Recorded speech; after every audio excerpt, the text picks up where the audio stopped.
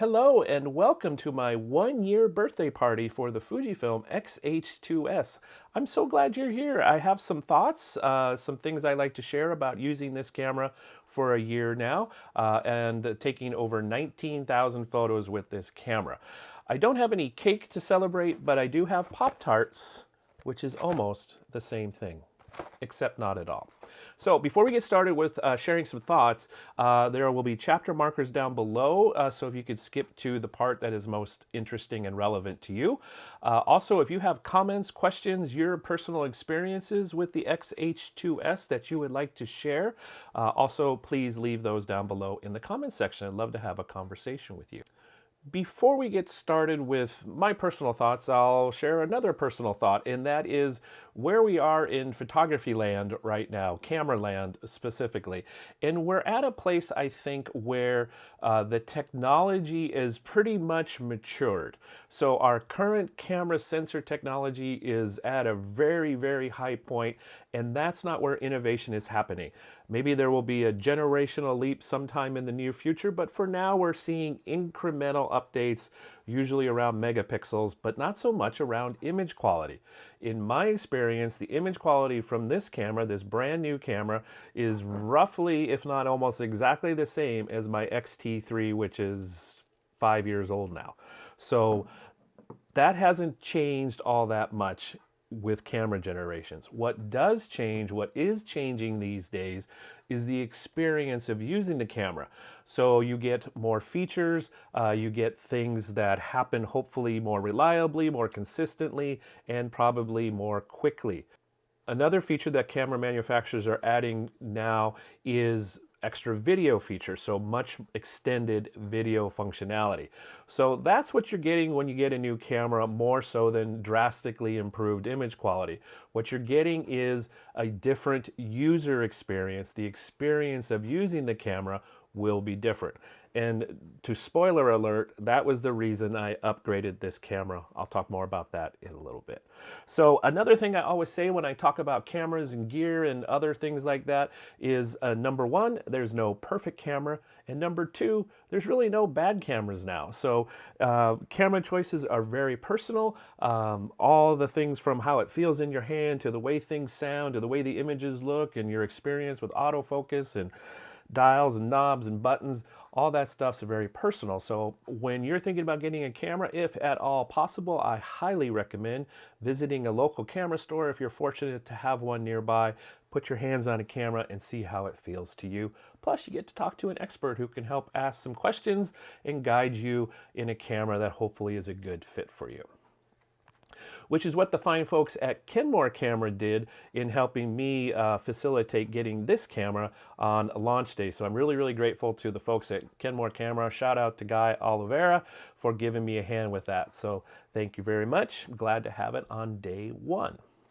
I did a first impressions video when I first got this camera, and I'm going to echo a lot of those comments, but now I just have a little more experience with the camera, quite a bit more, that I can talk a little bit more in depth, and also now have experience to say that first impression is lasting in most cases. So let's walk through some of the elements of what goes into the experience of using this camera, and we'll see what I think. So let's start our conversation with the look and feel and controls of the camera. So one of the primary differences between the X-H2S and the previous XT series camera is the control button and dial layout.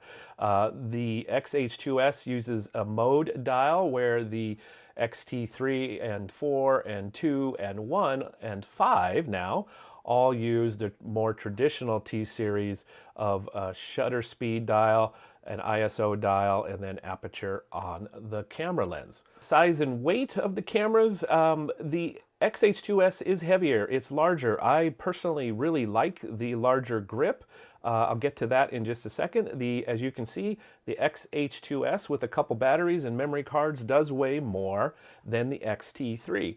However, that's not how I used my X-T3. I always had a grip on the X-T3 from Small Rig. I had an L bracket to give me a little bit deeper grip, plus the Arca Swiss compatibility for tripods, which I really, really liked. And once you add all that up, that actually weighs more and is physically larger than the X-H2S. Let's pause here and talk for a minute about control dials versus the classic dials. So the mode dial, what is sometimes, and it drives me nuts, when YouTube folks call it the PASM dial.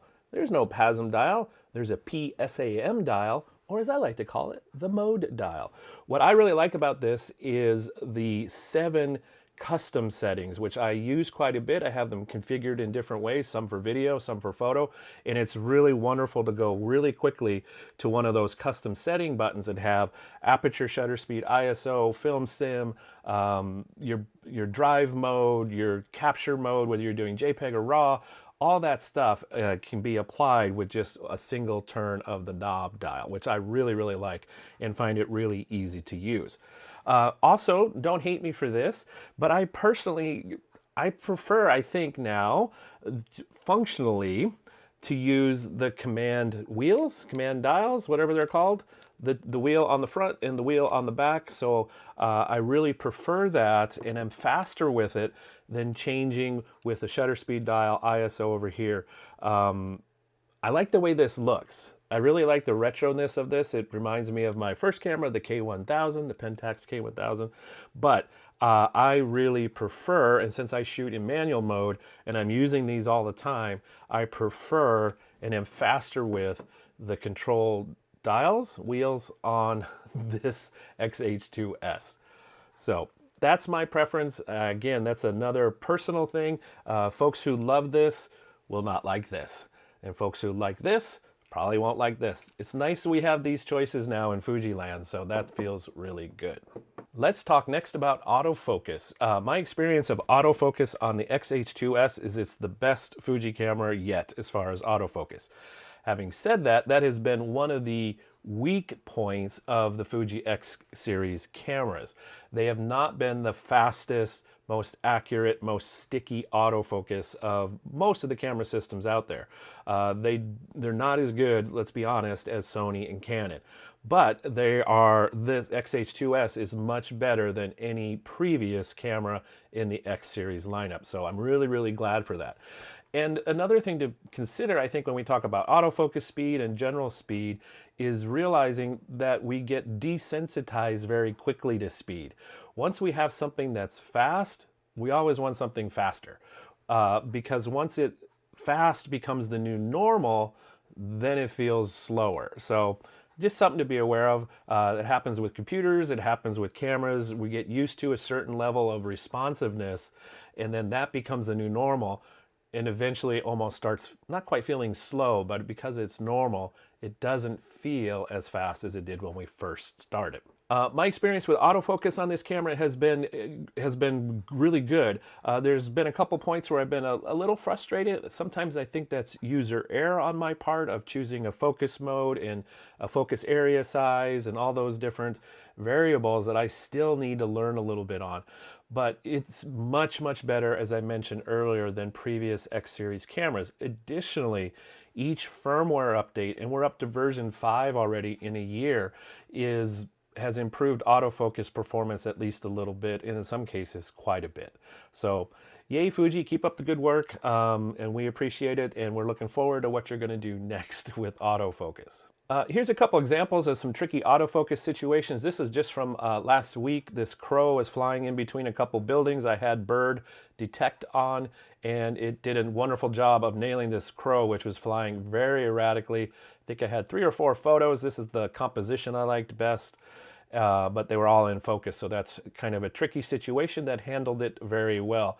Also, this is on the 70-300 at 300 millimeters, so you know, that's another tricky situation to add into all that focus calculation. Another photo at 70-300 at 300 millimeters, this lady with the blue hair in front of the blue car, or on the other side of the blue car. Again, a very small target for the autofocus, and it did a great job. I just put the focus point on her, and it detected and did a great job of making that photo. Again, really quickly, street photography focus has to happen quickly because moments move quickly. Also does really good in macro. This is with the 30mm macro. Shallow depth of field going on here, but put the focus point on the letters in open, and it focused nicely there and held the focus even though I'm really, really close, probably about 4 or 5 inches away from this fire hydrant top. Let's talk about IBIS, in-body image stabilization. This is one of the premier features, the biggest differences between, for me at least, the X-T3 and the X-H2S is the addition of the in-body image stabilization. For me, in my photography experience, I have not had many situations where I've done slow shutter speed with non-moving objects, so I haven't really tried it that much. Plus, the older I get and the more out of shape I get, thank you, Pop-Tarts, frankly, the shakier I am, so I don't blame the IBIS, I blame me, my lack of physical preparedness. So, but for video, I have experienced it and I really like it. I've just find it to be very helpful for video. It helps smooth things out nicely. It's not as good as a gimbal, but it helps smooth little micro jitters, little tiny changes, and I've used it a fair bit more in video and taking advantage of it when I've done video. So thanks for IBIS, I'm glad for it. It helps also with my primes that don't have any stabilization. So it's just a nice safety net, a safety feature, kind of a peace of mind as I'm making photos when I'm at slower shutter speeds below 1/30th of a second, that I have confidence that the camera will help me get a sharp photo when that's what I want.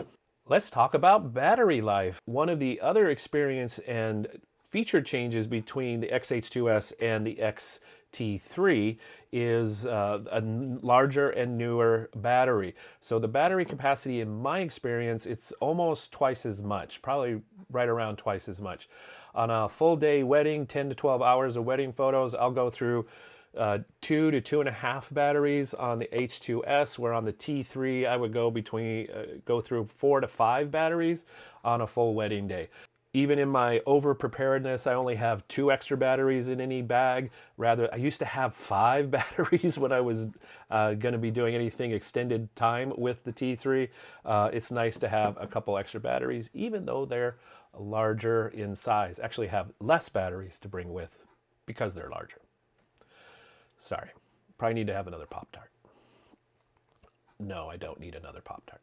Let's talk about image quality. My experience of image quality on the H2S versus the T3 or any of the T-series cameras is, as I mentioned, it's great. It's the same image quality we've come to expect. I don't really see any difference, improvement in image quality. I have confidence in that there's a lot of dynamic range. As long as I don't overexpose, I can pull a lot of detail still out of the highlights and the shadows in most photos in high dynamic range situations if I'm not doing HDR. So it's great to have that flexibility, and that's been part of the X-series cameras just about from the beginning, but especially with the X-T2 onwards. So that hasn't improved. Again, you don't buy this camera because the photos are going to look better technically. This kind of camera is because the experience of making the photos is different and I think greatly improved. And that's was my reason for upgrading. We'll talk more about that when we get to the conclusion. So spoiler alert, I guess. So here's some samples from the X-H2S for some recent photos. Here's at 300 millimeters, a window washer up probably about 15, 20 stories up on the side of a building. Sunny day, so it does a really nice job. Here's a high dynamic range photo. This is a 5 exposure blend, blended in Lightroom. I have my C1 mode set up for this on my camera, so it'll do a 5-shot auto exposure bracket, gives me -2, -1, 0, +1, +2 EV from whatever my starting point is in the exposure. So it does a really great job, and it's so fast and so quiet. It's literally maybe a second to make these 5 photos, and it just does a wonderful job of doing that. Also, I've used this for portrait work, and I've seen some complaints online. Some folks have had experiences that are not good using the newer cameras, the X-H2S, the X-H2, and the X-T5 with flash. I have not had any negative experience. That photo was with a remote on top of, it was a Godox remote on top of the hot shoe, and then firing a 2 remote flash. And Godox, also the Godox flashes. I've not had any problems with that. I've also done, at an event, had the Godox flash on top of the camera in manual mode. Everything worked fine for me. I had no freezes, no problems. Again, image quality looks great to me. I love the versatility of this camera, that I can use it in a portrait studio setting. I can use it at events or outdoor settings. I can use it for video. I can use it for street photography. It's just, and landscape and flowers and nature, all the different types of photography I enjoy.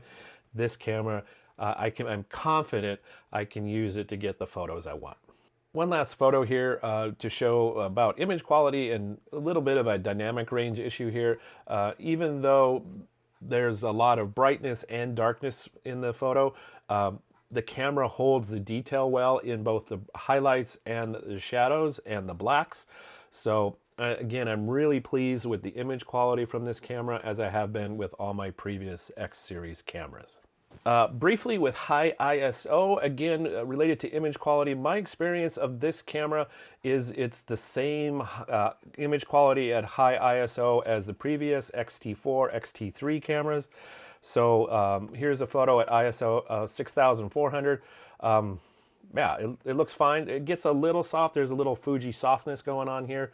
I have played briefly with the new Smart AI noise reduction in Lightroom Classic, and it seems to be really nice. I haven't had many recent experiences with high ISO photos, but again, it gives me more confidence that I'll be able to make those photos and have very, very usable images. So one of the things I like about the ISO noise on Fuji cameras is it tends to be less digital, a little more, for want of a better phrase, organic feeling. It feels a little bit like traditional film grain.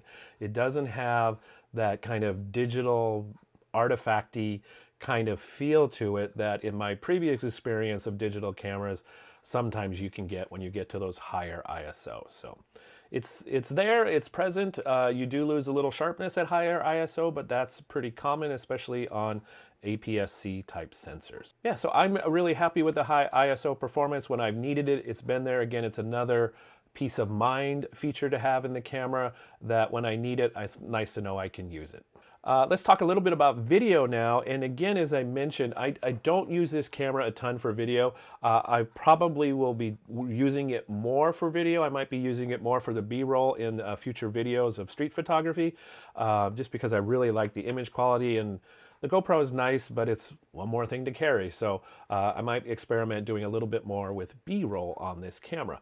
I really like the image quality. I like the 4K 120 having that capability. I've done a little bit with F-Log and then graded it. That's what you'll be watching here in this slow-mo video of some bumblebees on a flower, and as they fly in, fly out.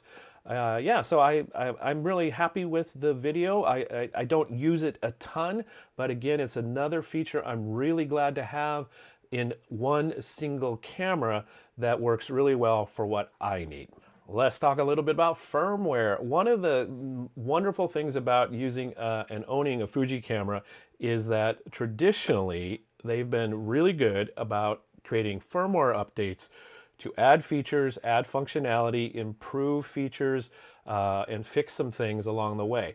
So for me, my biggest celebration happened just about a month ago with the release of Firmware 5.0, which added something I'd been asking for a year, which was the ability to assign the rear command dial to ISO. So now I have my rear command dial set to ISO, my front to shutter speed, so it's so much faster now than doing the button and the push.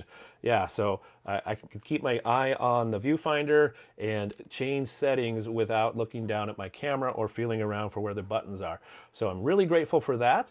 I'm grateful for each of the autofocus improvements along the way that has happened in each firmware update. So that's one of the things you get with Fujifilm. Their cameras are not the cheapest by a long shot, but one of the things you get with the camera is that support ongoing for quite a number of years, usually until the next generation comes out, and sometimes even a few months after that, in my experience. So it's something that is a little bit of an intangible. You don't buy a camera hoping that they're going to add something in firmware or hope they fix it in firmware. If it's not working now, don't count on it ever being fixed, but it's nice to know you have a pretty good odds of features being added, functionality being improved with a Fujifilm camera, and that's something, again, I'm really grateful for. It's one of those little things that adds up to create a really positive experience after you spend this much money on a camera. 3 more thoughts I have in the form of requests to Fujifilm for things I would love to see added to the firmware in future editions of firmware updates. Thing number 1, I would really like if they would add the feature that just came out in the XS20, which is auto subject detect. So instead of having to change it from bird to train to plane to dog to I don't know what else there is, it would automatically detect, oh, hey, there's this unique subject in the frame and I'm going to focus on that. I would really like that. So that's request number 1. My firmware update request number 2 would be to add the pixel shift feature that is in the X-H2 and the X-T5 so that you can get an even higher resolution photo by using the in-body image stabilization to move the sensor just a little bit and create larger images with more pixels in them. So I would like that occasionally. It's not high on my list, but it'd be nice to have. Another one of those incremental safety net, peace of mind kind of features that'd be great to have in this camera.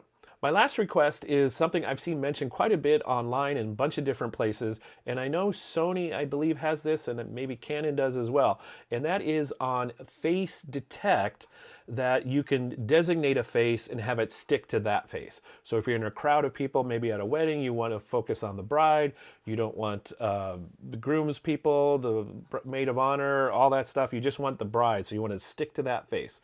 So I would love something like that for events, or even other situations where there's a person and I'm interested in that person in street photography and they're moving amongst other people. That would be wonderful. I'm not sure how complicated that is, if there's patents involved or other magic, but that would be something I'd really, really like if Fujifilm would get on that right away. I'll send you a Pop-Tart if you do. All right, so enough of all that. Let's talk about my conclusion, my concluding thoughts, my overall impression of this camera. And here it is. I really like this camera. It's the most money I've ever spent on a camera. It's more than I ever thought I would spend on a camera at $2,500 US. That's a lot of money. That's a significant investment. But here's how I look at that. This camera to me is worth it for my type of photography as a at least semi-working photographer, because of all the little things I've mentioned previously, all the incremental improvements that make this experience of using this camera really enjoyable to me. I like holding it. I like the way it feels. I like the shutter sound. I know that's silly, but I like the way it sounds. It just feels good every time I use this camera. The experience of using it has been great. The images have been great, which is not a surprise because I've been using Fuji cameras since 2014 with the X-T1, and that has always been a consistent, is the image quality being excellent. I look at this camera as kind of the new version of what the X-T3 was at the time, and that is probably the best bang for the buck of a hybrid camera. So really good at video, really good at photos, and one of the best performing cameras you can get for the money. Now, the price has gone up quite a bit. This is about $1,000 more, I think, than when the X-T3 came out, what it was. But it's the technology inside is quite amazing. It's quite a bit of an improvement.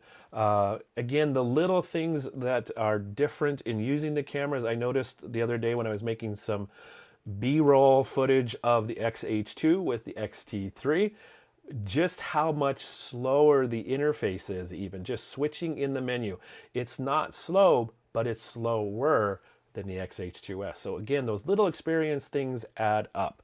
How good is the X-T3? I'm recording on one right now. So that's been my studio camera for video here in YouTube.